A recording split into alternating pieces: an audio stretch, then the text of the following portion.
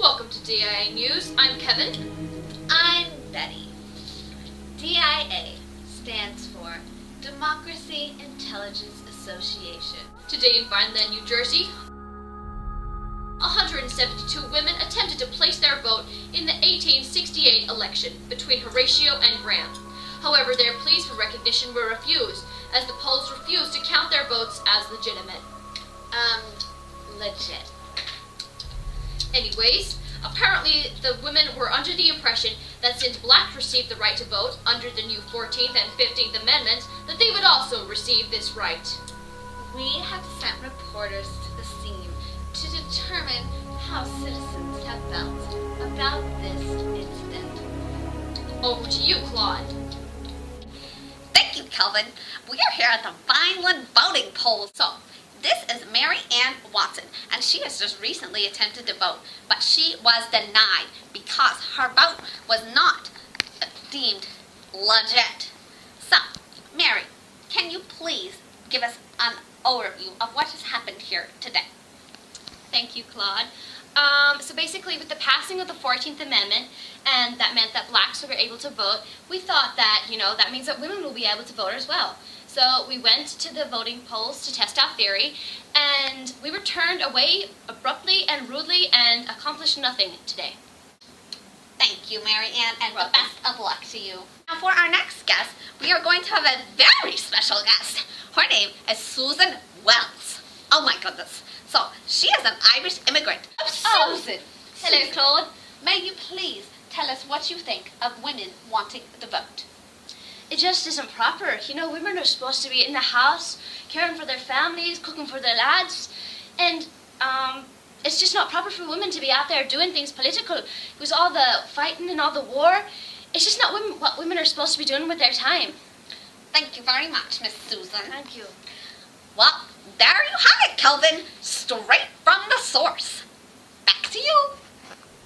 Thanks, Claude. We have decided to interview 3 men to discuss their opinions on this matter. Guinevere will be talking to them. After the break.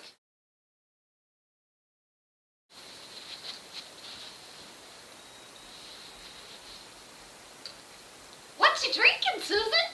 Oh, don't you know, Claude? It's called sarsaparilla. Sarsaparilla? It's good for the body, Good for the soul. 'tis the thing that makes me whole, Fixes the blood and soothes the skin. and even beats all the tonic and gin. Sarsaparilla. Sarsaparilla.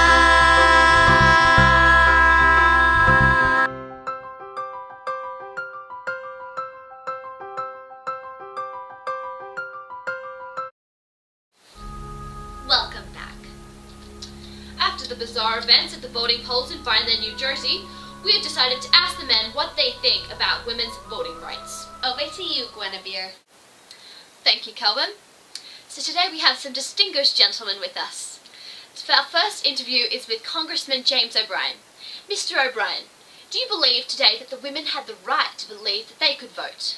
Of course not. The woman's mind is not stable enough to handle the enormous responsibility involved in electing the leader of our nation. So you don't believe that women should be allowed to vote then?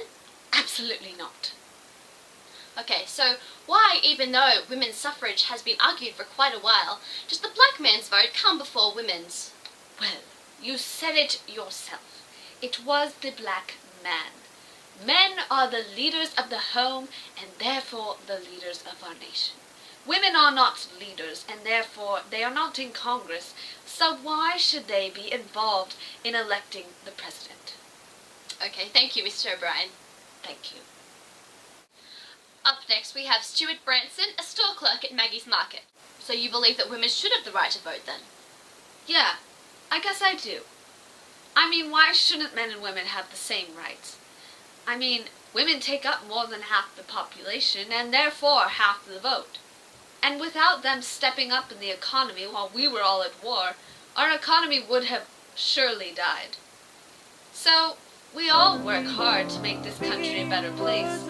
And so why shouldn't we all be allowed to elect leaders? And in regards to the I think the government should just let it be. Let it be.